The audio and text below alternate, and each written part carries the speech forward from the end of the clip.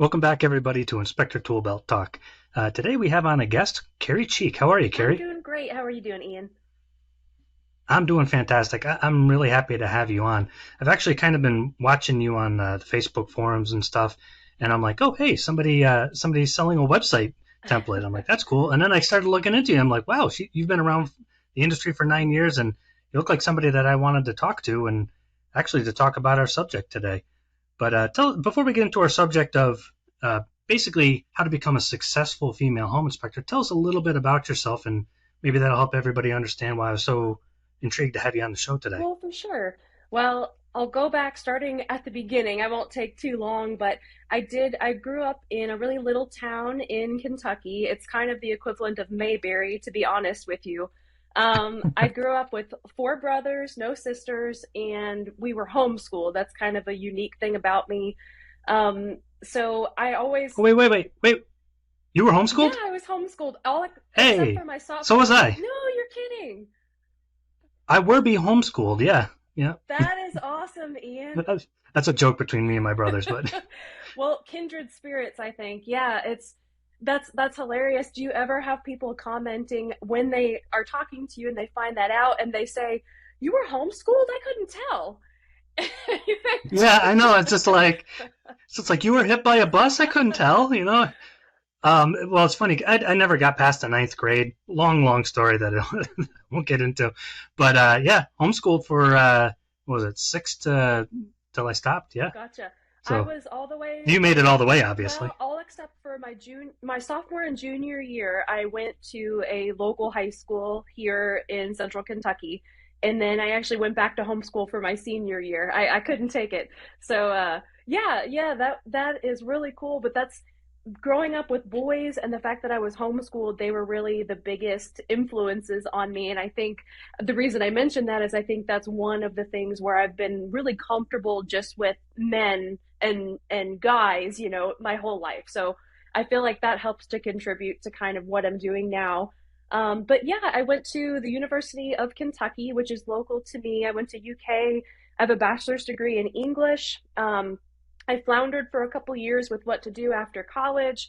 I joined an AmeriCorps program. It's called NCCC. That's like the version of AmeriCorps. Essentially, it's kind of like a domestic Peace Corps that I did for 10 months. And that really, the focus was doing new construction um, with nonprofits like Habitat for Humanity. I worked with down in Mobile, Alabama. I did restoration projects with that group down in New Orleans, worked in Hattiesburg, Mississippi, all over. But that kind of, I had grown up around some building, and my dad's not in construction, but he's always like building some random shed or apartment or something on our property. So that was always something my brothers and I would help him with, and I was interested in.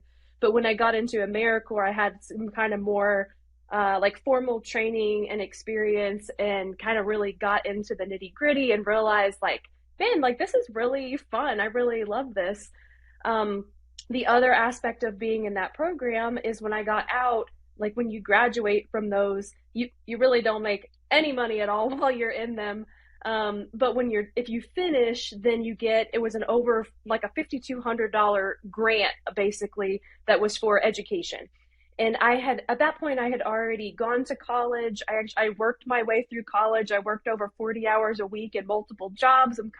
I've always been really a driven person like that. And that was kind of instilled in me from a young age, and always been an entrepreneur too. I was always the kid with the lemonade stand and making crafts to try to sell and all of that. So, anyways, with my education award, when I finished that program, it was like, well, what a waste. I didn't really, there was nothing I wanted to do as far as like a master's degree or that sort of thing. And so, and I didn't have student loans, and it was like, okay, well, that's just going to be lost. It was around that time I had just gotten kind of a job when I got back with a company. I worked as a health and safety coordinator for an industrial service company when I got back from that program. Great job, great people, great work environment. It was just something that really, it didn't really inspire me, and I couldn't see myself doing it for the rest of my career. Just one of those type of jobs. And it was around that time I bought my first house. And because I had loved that AmeriCorps program and that, working on construction and rehabilitation, I bought this real dump in Lexington, Kentucky. It needed a lot of work, but it was really small. It's like 1,000 square feet, 1960s house, 3 bed, 1 bath. So I bought it it was a short sale foreclosure, which is like it's a silent auction basically. And I won the bid on that house. I want to say it was 68.5 I paid for my first house. It was really cheap, but it needed a lot. Wow. So when I went to buy that house and had it inspected, I was so interested in what the inspector was doing, and I was that annoying client that followed him around the whole time and asked questions. Um, Wait. Was your father-in-law there? Is that no, no, no, the no, quintessential too? Like you just double whammied the inspector. no, no. It wasn't that one, so maybe it wasn't quite as bad, but it was like I'm Okay. sure I was pretty annoying. Um, but anyways, he went through his whole process, and I thought that looks like such a fun job. Like, what do I have to do to get that job? So when I started kind of looking into it, just not real seriously at first, but I found out that the education grant that I had been awarded through my AmeriCorps service, that applies to trades. And there was a school in Louisville, Kentucky that would teach my pre-licensing training for being a home inspector, and my education grant would cover the cost of my training. So, and even that school even worked with me where not only my training, because it didn't cost that much, but even like they were a third party seller of a beginner software and a few things that I needed basically for getting started. So anyways, that made it easier to take the leap. It was an 8 day course. I took eight, or not eight, but I guess it would have been 5 vacation days or so from work, and went and took that course, and kind of that was my start, I guess, into home inspection. So kind of a roundabout way of getting there. But yeah, that was kind of where my interest came from, and sort of pursuing that interest from there. Very nice. I mean, there's a lot of aspects to your background that apply very much to the home inspection field. Even your English degree, I imagine that helps a lot in report writing and communicating with your clients, and Absolutely. your background with your family. I think it's interesting that now you fast forward 9 years later, I believe it Yes. is. You've done, is it over 2,000 Yeah, I inspections? just hit 2000 like this January. So Oh, yeah, wow. and it was when I started, I was still working at my job where I was a professional, a safety professional for an industrial service company based out of Lexington. And I worked that job in that position for 6 years. So basically, the first 3 years of that job, I just did that. And then that at that stage, I had bought my house and I had done my training, and I was setting up a business. So for the last 3 years of that job, I was doing home inspections on the side, evenings and weekends. And then when I hit that 3 year mark, a few things happened. I had a high enough inspection volume where I had surpassed the level of income I was making at my job that I didn't really love doing. I also had met and become engaged and married my husband that year. So I was leaving my job. I was able to be covered under his health insurance, which that's always such an expense. Um, so that was the catalyst for being able to take that leap into full time inspections in 2017. And then I've been a full time inspector since July of 2017.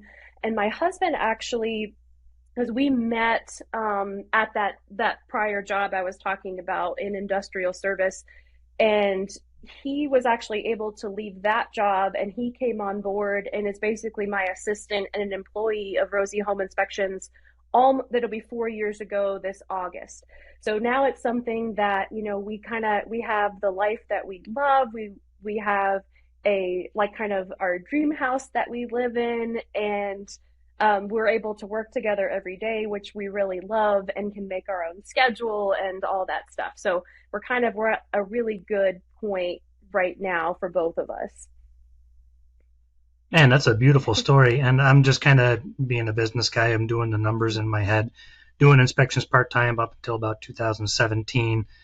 You've done the bulk of those 2000 inspections in the past 5 or 6 years. Yep, that's right. So, So so your numbers have gone up. exactly. So yeah, we do consistently, and of course the COVID years were those were good years for inspectors as far as our inspection volume. But yeah, we do our typical year now is like around 325 to 350 inspections. So I know that there are hardcore inspectors that'll say, "Well, you could be doing more." And that is true. We're actually really involved and anchored to our families. I have two stepchildren, and so my husband's kids, they're a little older. They're 21 and 23. And we actually just had our first grandbaby. My stepdaughter had a baby this past January, so he's almost 4 months old. And I, with my four brothers, and actually the crazy thing is there's five of us kids. We've all stayed local to the area and to our parents. We all live within 15 minutes of each other. My brothers, between them, I have nine nieces and nephews.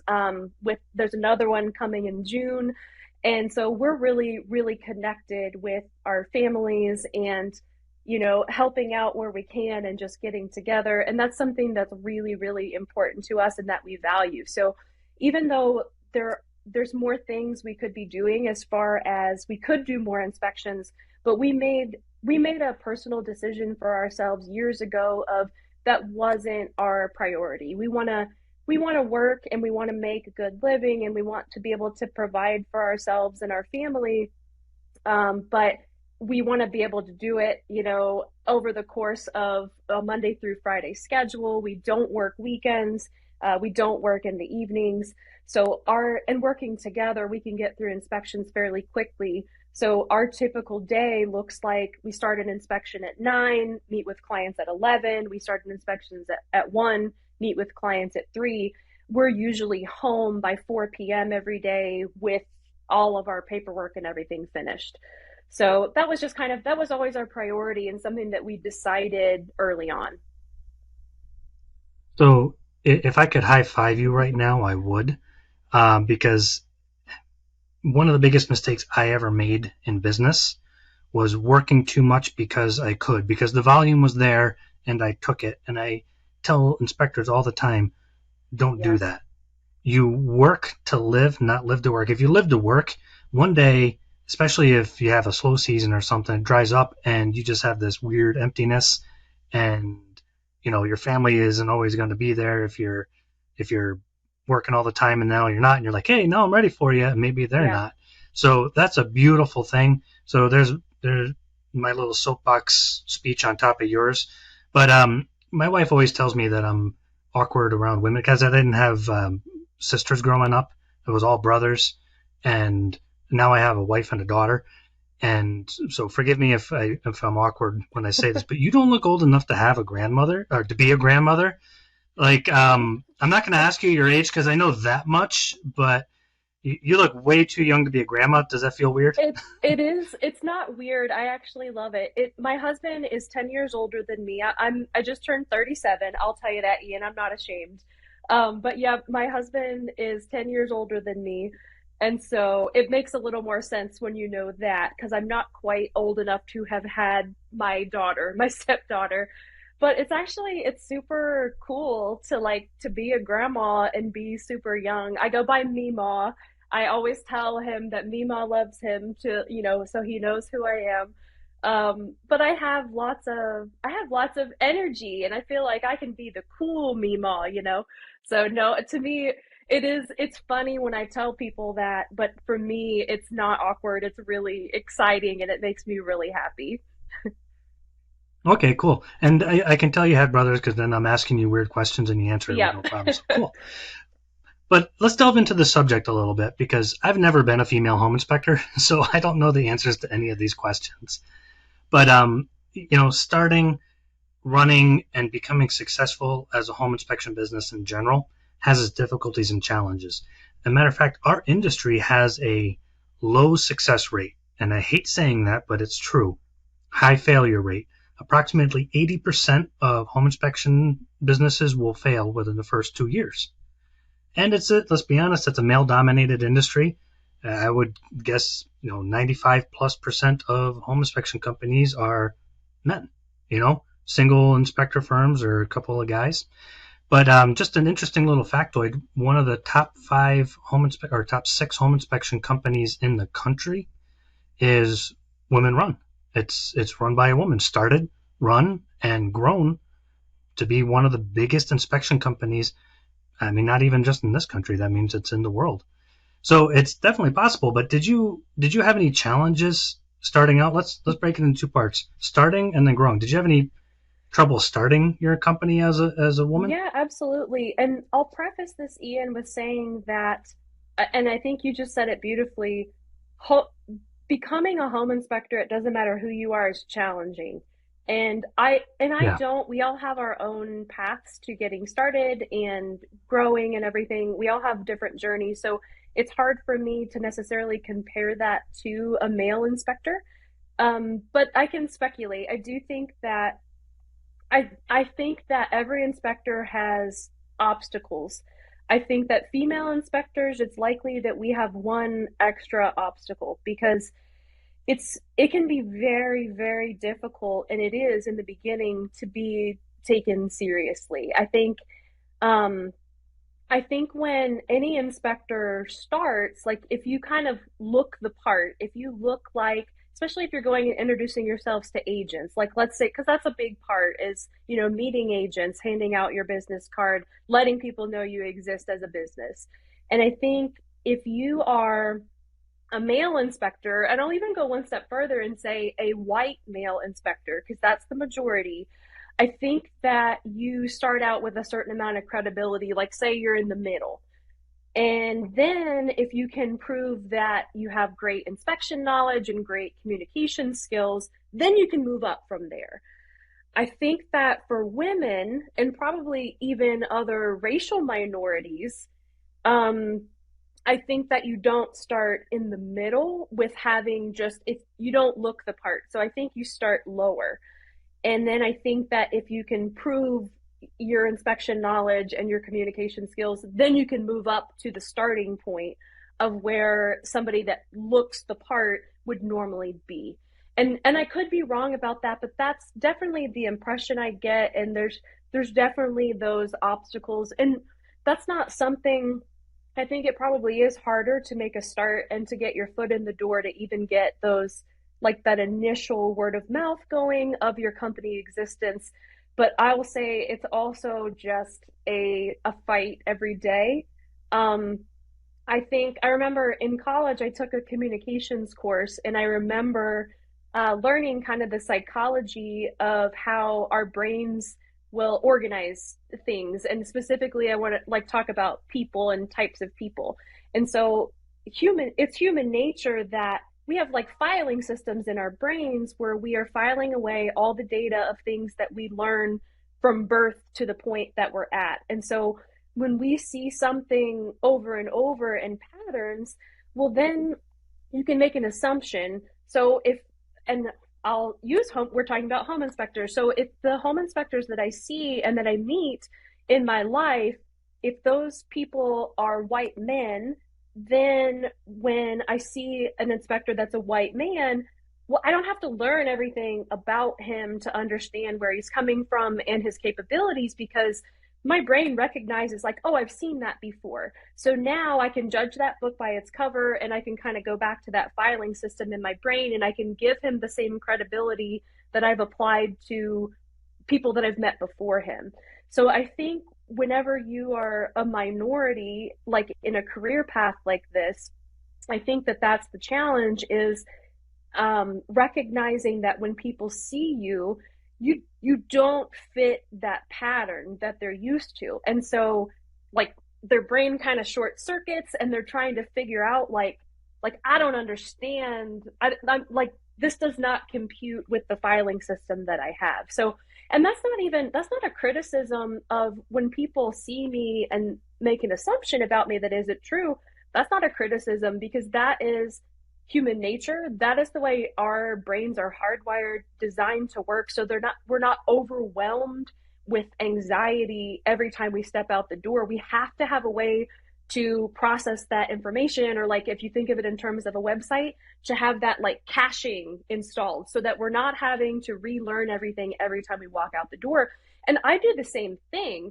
Like even on the other side of it, if you think of like nursing, since that is a female dominated field, if you see a male nurse, then that might seem a little weird. It's getting to be more common, but it kind of works both ways. So it's not something to get offended by, but that is a challenge. It's funny that you mentioned that. There was a social experiment that they did. I say social experiment, it was actually a comedy show. But they sent this guy walking into secure buildings with a clipboard and a lab coat, and he got into like better than half of the buildings without question because people had processed this guy, about 40 years old, clipboard, white coat, he looks the part, and they just let him in because there was that trust factor there. I'm not going to pretend to know what it's like for you or any other group, but just in my own experience, I looked like I was 12 until I was about 35. So you'll never see a picture of me anywhere on any of my marketing from the beginning because people would assume I didn't know. I remember this one guy was a competitor, and I lost an inspection to him, and I'm like, no offense to this competitor. If you're out there listening to it, I hope you did well, but you were terrible 18 years ago. But they went with him, and they're like, he just basically come down to he just looked the Yeah. part. And I've heard later on they had a few issues, nothing crazy, but he wasn't that great of an inspector for him. So we do have this picture in our mind. And I was just telling that to another inspector the other day, and it's probably going to sound really bad, but he's like 45 years old, has a little bit of gray, looks young enough to get into an attic, but old enough to kind of command a room. So I'm like, why don't you have pictures of yourself on your website? I'm like, that's what everybody is kind of expecting. So be the guy with the clipboard and the lab coat walking into the Yeah. building.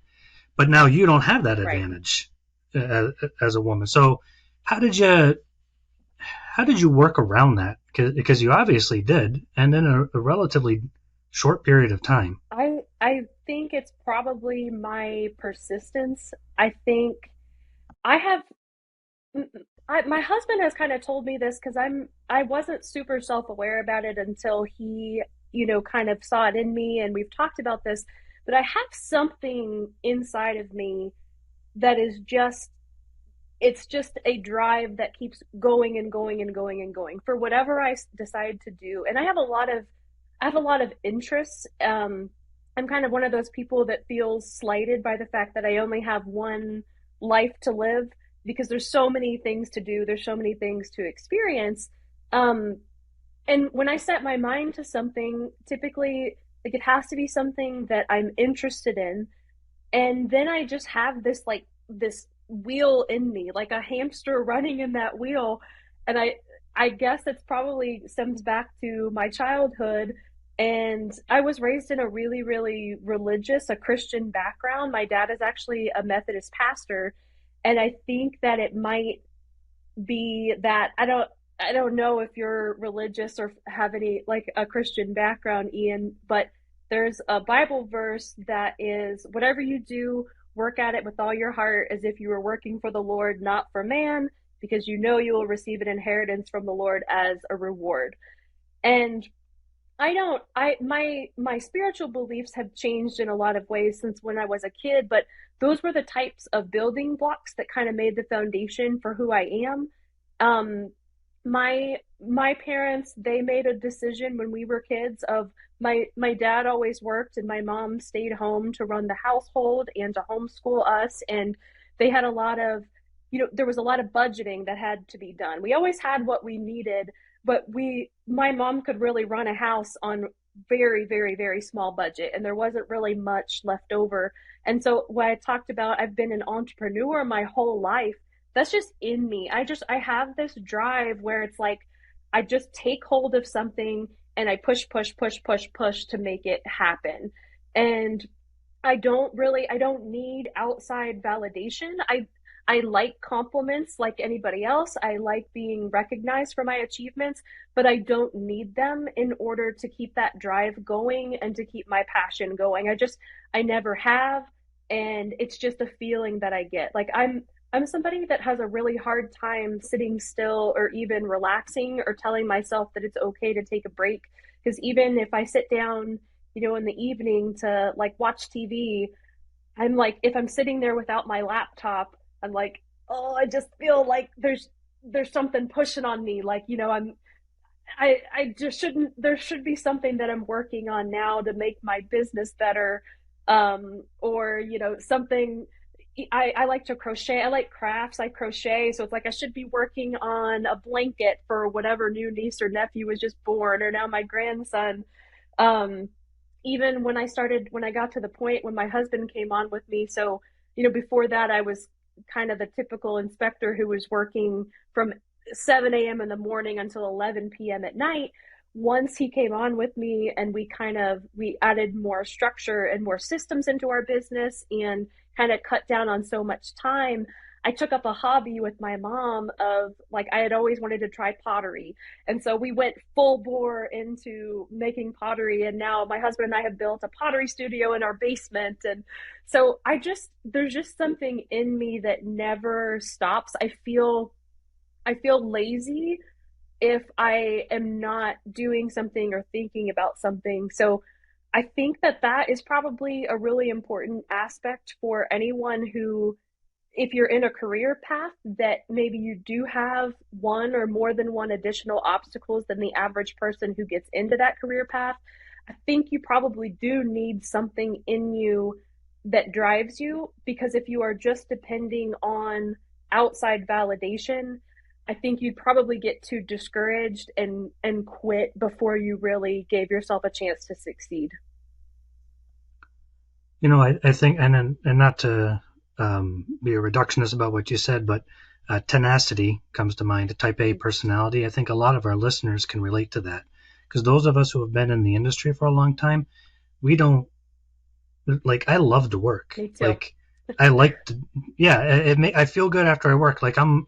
This is going to sound totally weird, but I'm looking forward. I have this toilet I need to go fix, and I'm like, oh man, I could cut out the pipe here, and it needs an expansion joint because it's a long story, and I'm just like, that's weird that I'm looking forward to that, but I think a lot of our listeners can relate to enjoying work, enjoying accomplishing things, and being that type A tenacious kind of personality. But there was something in there that I think you said, but maybe I just was reading between the lines. I think of Yoda. Do or do There is not. no There is try. no Yep. try. Yep. And I've had a lot of inspectors tell me, I'm going to try this out. And I even told a guy, I don't know, it's probably going on a month now. He goes, I'm going to try this out and see how it goes. And I'm like, I'm very blunt. I'm like, you've already failed. Yep. You either do it, you're all in, or you're done. Because 80% fail rate in the first 2 years, half of those guys were trying hard. They were doing and they still Yep. failed. If you try, that's it. You're just splashing in the water. So how did you turn that into practical application?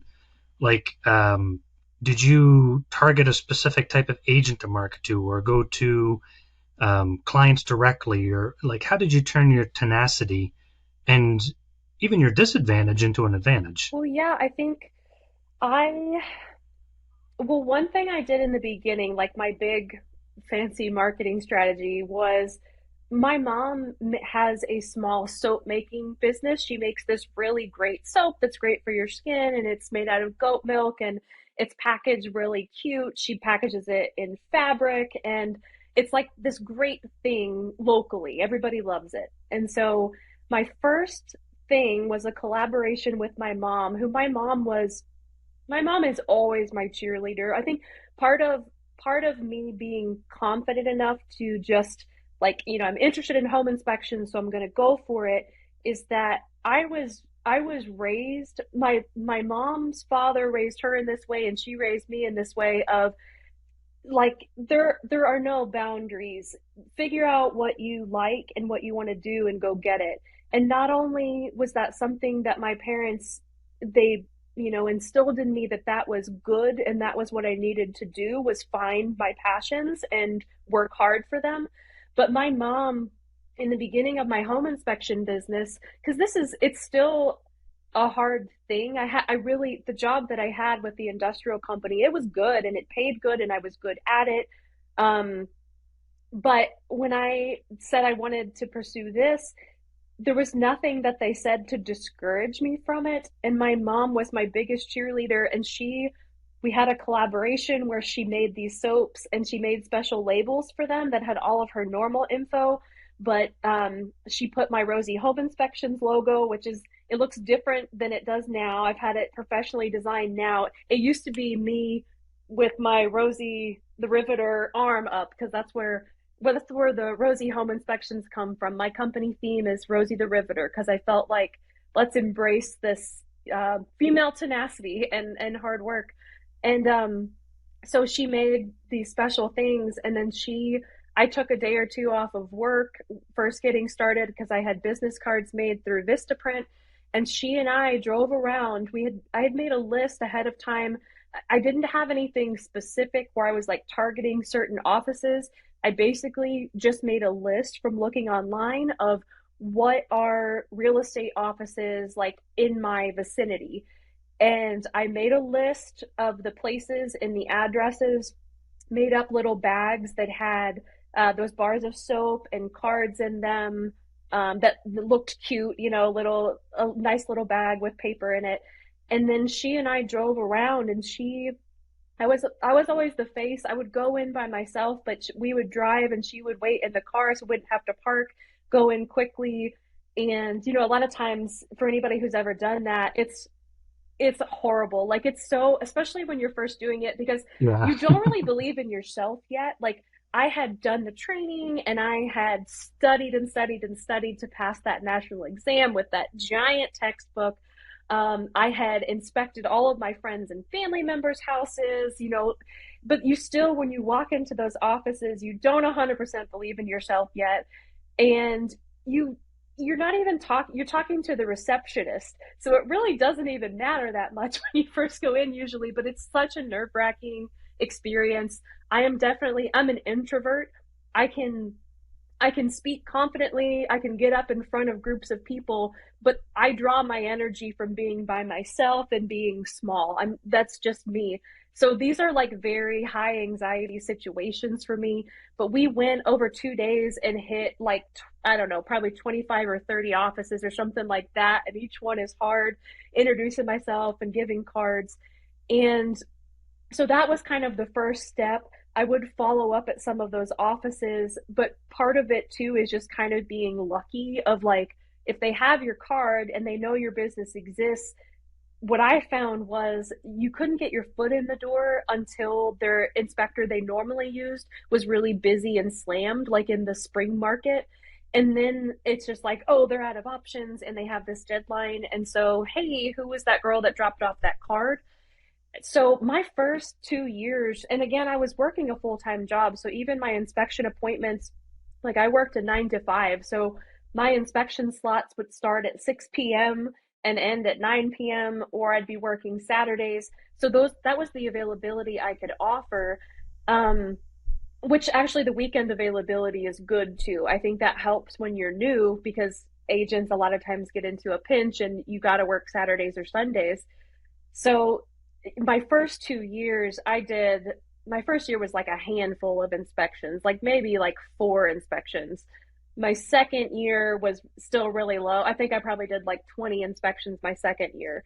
And then there was something after that that just started to sort of snowball. And I think even when you're only doing, if you do 20 inspections one year and you're new, as long as you are providing a really good product, you're still, that can create a snowball effect where, even if there's one agent now that believes in you and you've proved yourself and they've seen what you're capable of, well, then that one agent, even if they're not doing high volume, but you might get, say, 6 inspections a year from even a low volume agent or something.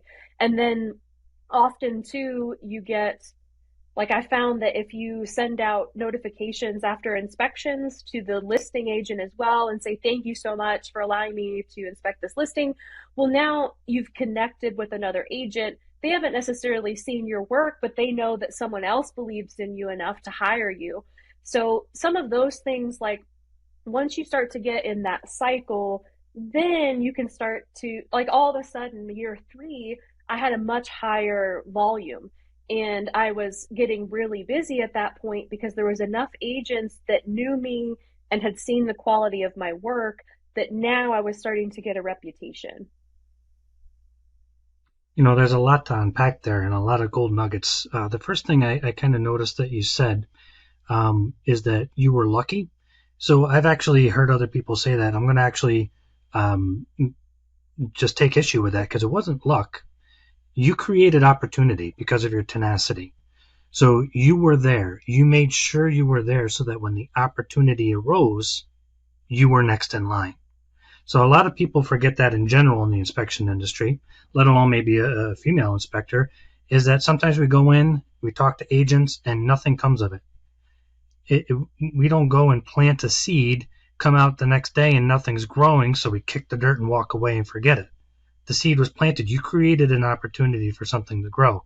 So that way, when they needed that last minute inspection, you were there. And you also, a lot of people say play to your strengths. You were playing to what people would perceive, or as we mentioned earlier in the podcast, maybe set you, down a couple notches on the scale. Is being a female inspector. Sometimes, if like I avoided offices at first when I was younger because I looked young. But then I found out, sometimes the younger buyers like the Yeah. younger looking inspector because then they felt more comfortable, or something like that. So you probably found agents that were like, oh, cool, a female inspector. You know what? I have a female buyer. Just making some weird connection in their head. Not that that has to do with anything, but they're like, oh, you know what? I could. You have weekend inspections? Awesome. I'll squeeze you in there. We meet our tribe, so to speak. There's going to be people in every aspect of life that will connect with us. Buyers and agents out there are just like us. We just need to be there to find them. And when we find them, they become our referring clients and referring agents for years to come.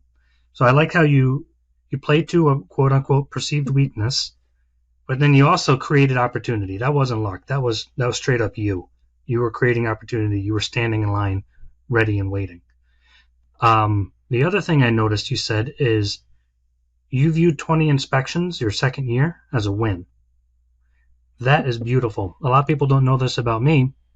I think I did 2 inspections my first year. I own 3 inspection companies. I've done thousands upon thousands of inspections. I did 2 my first year. And I remember thinking I'm a failure. Um, it, don't be angry at small Yep. beginnings. They lead to somewhere.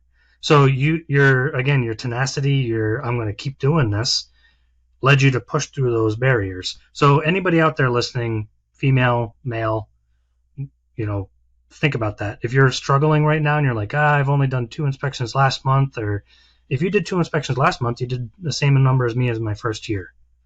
If you do 20 inspections last year, that's the same as Kari. She did in her Right. second year. So you're a success story not because of overnight success and you just knew the right people and it just a meteoric rise to success. You dug the trenches. Yeah. You built the foundation. You blood, sweat, and tears. That's a beautiful thing. That's not made up all over the place. That's digging your heels in and Well, getting it done. thank you, I love Ian. I that. like that perspective.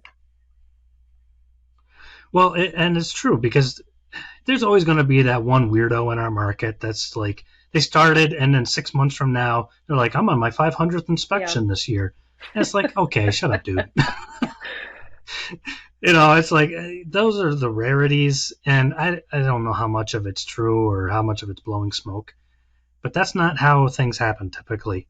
Maybe his wife is an agent, or he worked in the mortgage industry and he knew all the agents. Who Yeah. knows? I don't know.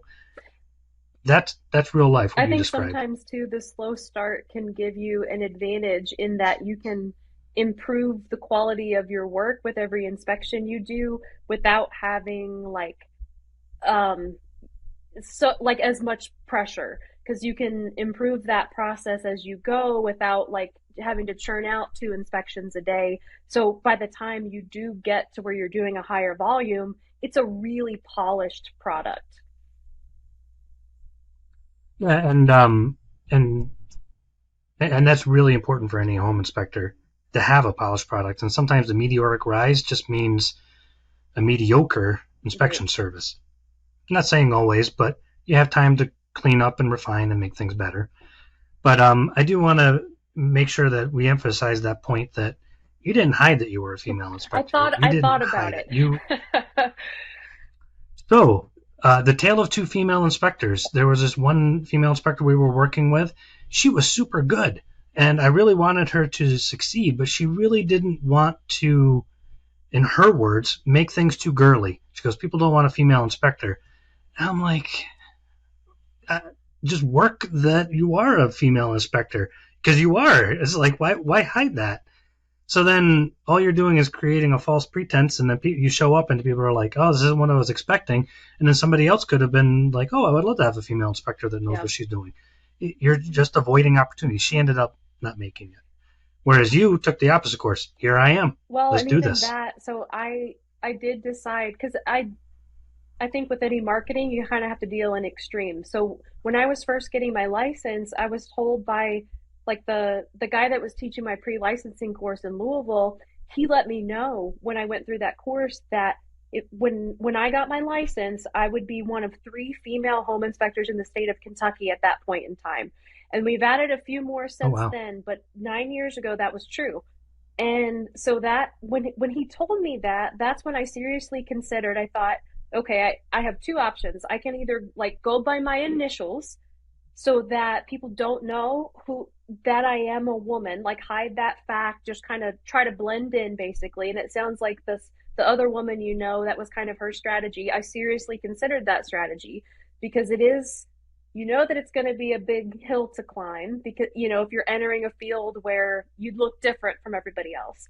But I not only went, I didn't go, I don't have a pink theme if you want to call that girly, but choosing Rosie Home Inspections for the theme of my company. And my sister-in-law, she did like an amateur semi-professional photography. She took photos of me dressed up like Rosie the Riveter with in that famous arm motion pose. So that was what I used on my, actually that's still on my business cards.